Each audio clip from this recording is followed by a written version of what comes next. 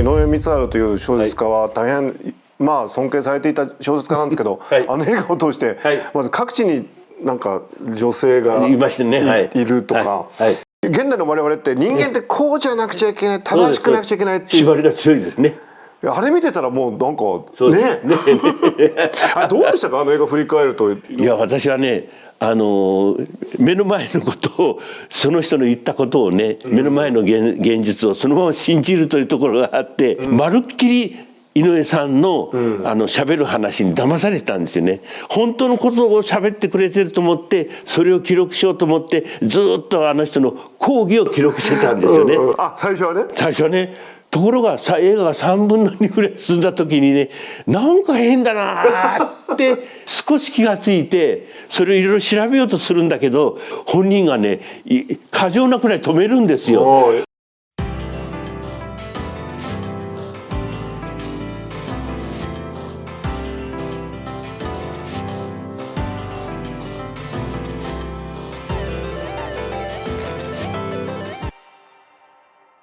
原和夫監督をお迎えしてます。監督、人間って何なんですかね。人間ってね、今平さんの言葉、人間とは、じゃない、映画とは人間を描くものである。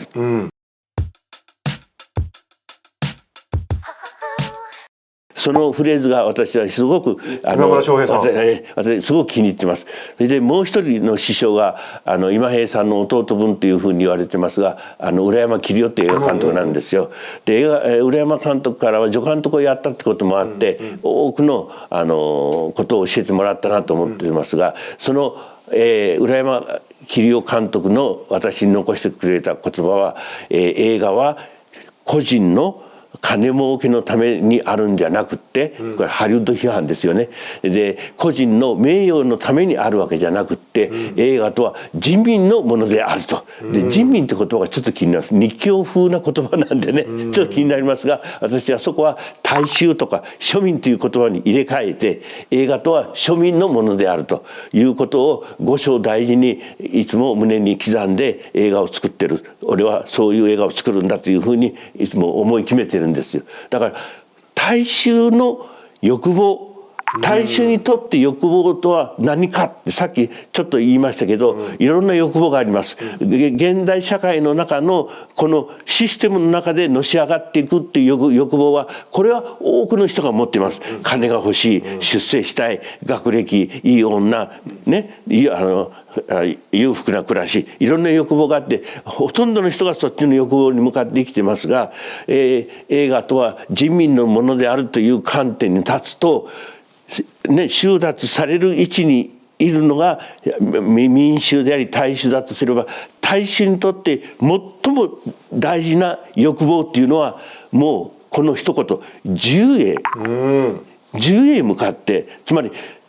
システムによって縛られている自分を解放しない限りは、その人は平和な人生、幸福な人生を送る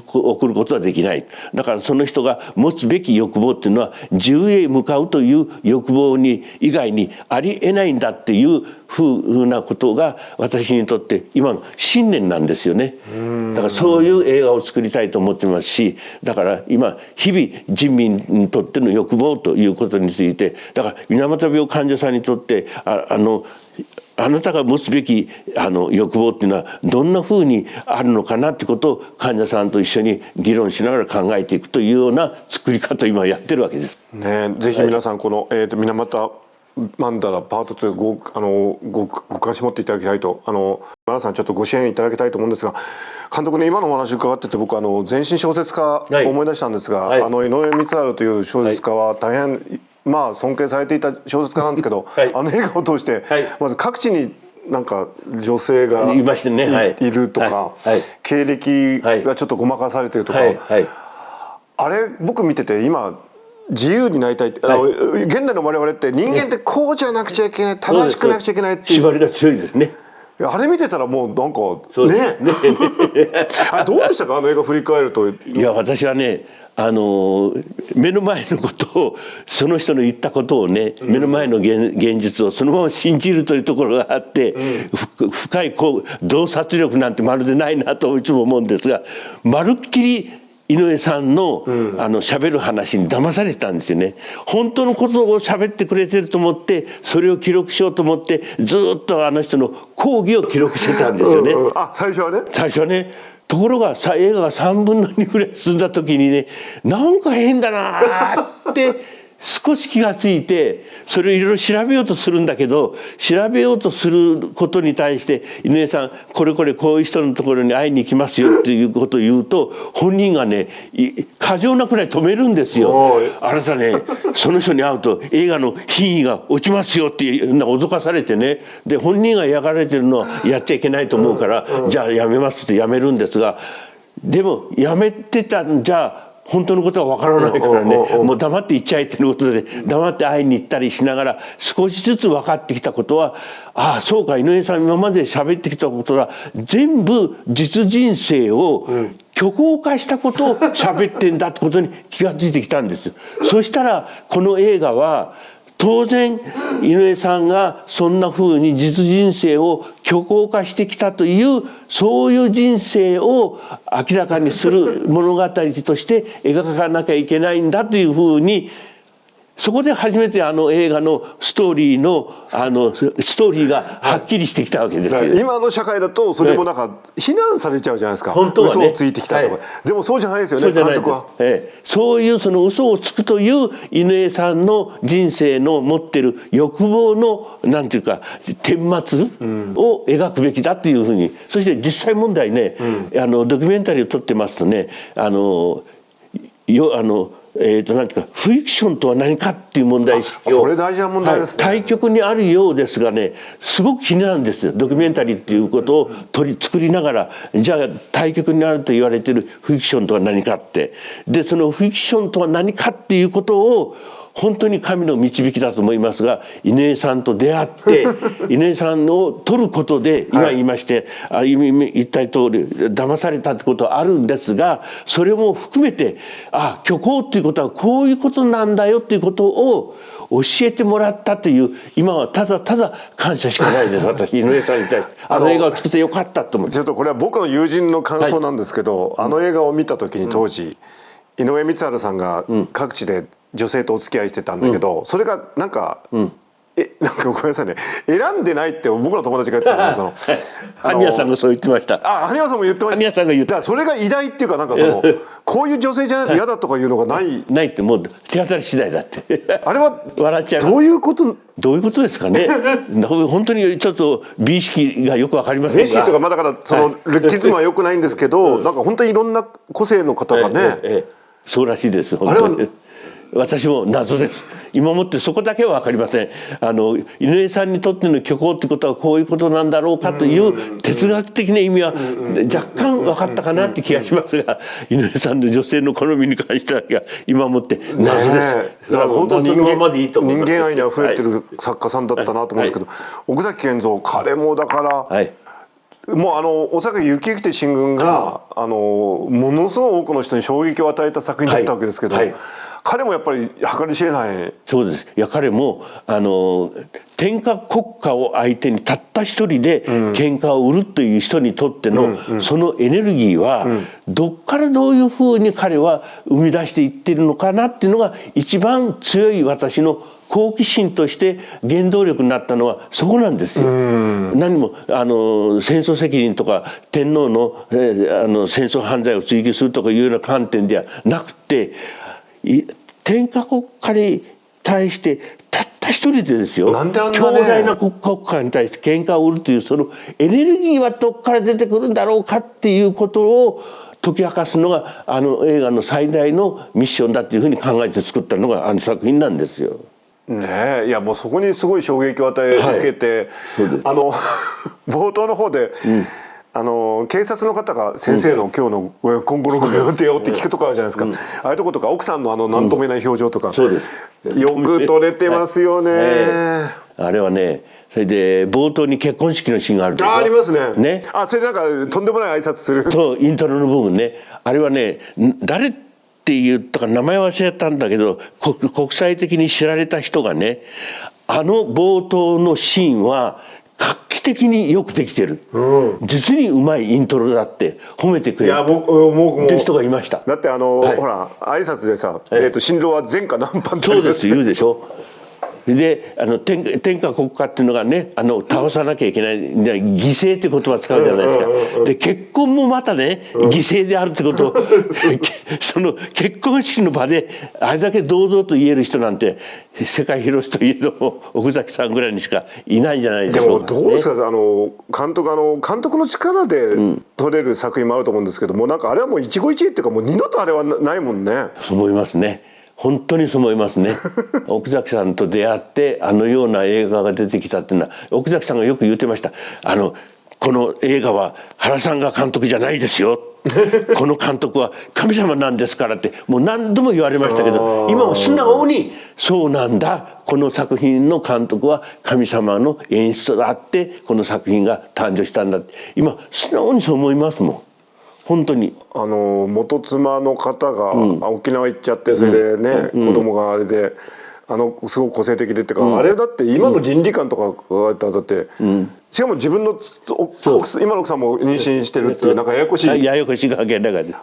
ああいうのってなんなんですかね。今のさっき自由になりたいってみんな言ったけど、今本当みんな不自由じゃないですか。そうだ、そう思います本当に。原監督のああいう作品ってもうなんかそうだからまあなんていうか結局私たちってどんな社会であってもその社会っていうものは人民を要するになんていうかコントロールするためにいろんなさまざまなピンからキリまであるシステムを作り上げていくでしょ。それは民衆をコントロールするために権力者側が必要とするからそういうシステムを作り上げていくわけじゃないですか。だから世界で誰一人とてもそういうシステムから自由で生きるってことはありえないというふうに考えるわけですね。実際そうだし、でだから私たち民衆にとって自由に生きるっていうのはそのシステムがこんなふうに機能してて自分がどんなふうに縛られているかっていうことをまずもって本人が自覚しない限りそこを壊してやれっていう方向に行かないわけだから、だから私たちの映画作りっていうのはそこのシステムがいかに人間性を縛ってるかっていうことを明らかにしていく。でそこに戦いを挑んでいく。その両方を一本の映画の中で一つのヒーロー像としてヒロイン像として描いていってエンターテインメントドキュメンタリーを作っていこうっていうのが私たちの映画の作り方の言ってみりゃ基本なんですよね。監督のその水俣曼荼羅の中でも普通水俣病のその患者さんっていうとかわいそうとかそういう目で見ちゃうんですけど、あえて恋愛に焦点を当ててで元の好きだった男に会いに行きましょうよみたいなことを監督がけしかけるわけじゃないですか。いいアイデア一緒でもそうなんだけどね、かつてテレビはそんなアイデアで撮ったことありませんからね。けしかけるわけでしょ。けしかけるっていうか提案しただけですから本人が OK してくれないとできないっていうことは分かった上で恐る恐るどうって言ったら相手が乗ってくれたんで。でもさ、なんで我々はそういうこと本当は普段しちゃいけないと思い込まされてるんですかね。なんでなんですか。大体ああいうその公害の患者さんだと絶対正義であるという運動する側がのもう正義だってね、この人たちの言うことは正義であるという前提で運動って進んでいくし、それを描いたテレビの番組なんかほとんどその観点で作られてるんですよ。でそこがね欺瞞の最たるところで、その欺瞞の最たるところをこう正面切ってこう暴いていくっていうのはジャーナリズムの仕事として任せて、そこを暴いていくんだけども、それでもその中で生きてる人を生きててじゃあ生きてこなきゃよかったのかっていうんじゃなくて、それでも生きてきて面白かったよねっていうような人生を送ってるはずなんですよね。人間って全否定は生きていけないので、だからその肯定する部分をよりドラマチックに描いていってエンターテインメントとして作ることによって観客の皆さんの共感を呼ぶ。そして観客の皆さんもまたシステムによって縛られているそのシステムをやっぱり少しでも壊していこうというふうに動いてアクションを起こしてくれるといいなという願いを込めて私たちの映画を作っていこうじゃないかっていうような気持ちが絶えずいつもあるんですよ、私たちの中にね。素晴らしい。原監督、だから本当に人間をより自由にするためにずっと活動されていて、この、水俣万太郎パート2はどんな映画になりそうですか？だからね、なんて言いますか、その縛りの部分あるね。1本目の映画はね、割と意識的にね頑張ってる患者さんを、撮りたいと思ったんですよ。で自分の実人生をあなたのカメラに向かって喋ってあげてもいいよっていう人と出会って、そしてその人のやってることが、あるいは考えてること、つまり生き方が面白いなって思わせてくるような人を選んでっていうか出会って作ってきたつもりなんですよ。だから全体としてはとにかく明るく元気で、こんな逆境にもめげずに頑張ってますっていうことが、そういう映画になって見た人も励まされると。それは最初そういうふうな映画を作ろうと思った私の企みっていうか、企画意図があってそうなったわけですが、上映を始めて2年、今3年目に入りますが、で少し反省してるのは、もっと人間にはっていうか、現実の水俣病の問題っていうのはもっとなんていうか生身の人間の中にダークな部分があるはずだって今考えてるんです、そういう賞をもらったから、それが実はきっかけでね、考えるようになったんですが、そのダークサイドな部分をもうちょっと明確に目的意識を持って描いて、さらにエンターテインメントとして作るにはどういうふうに描けばいいのかっていうふうに、今はそこに少し軸足を移して今考えているところです。だから果たしてそれをダークサイドという面に焦点を当てながら、なおかつ元気が出てくるような映画にエンターテインメントとして仕上げるにはどんな表現方法があるのかということでやってみないと分かりませんので、映画っていうのは作ってみないと。原さんの今までの作品は全部傑作ですから、またこれも歴史に残るすごいレジェンドの作品になりそうですね。で映画っていうのパート2っていうのはパート1の10倍以上面白くなくちゃいけないという考え方を私はあちこち喋ってる方が自分に枷を10倍面白くなる10倍面白くなきゃいけないって自分で首絞めてるようなもんでぜひ皆さんご支援ください、原監督でした。ありがとうございました。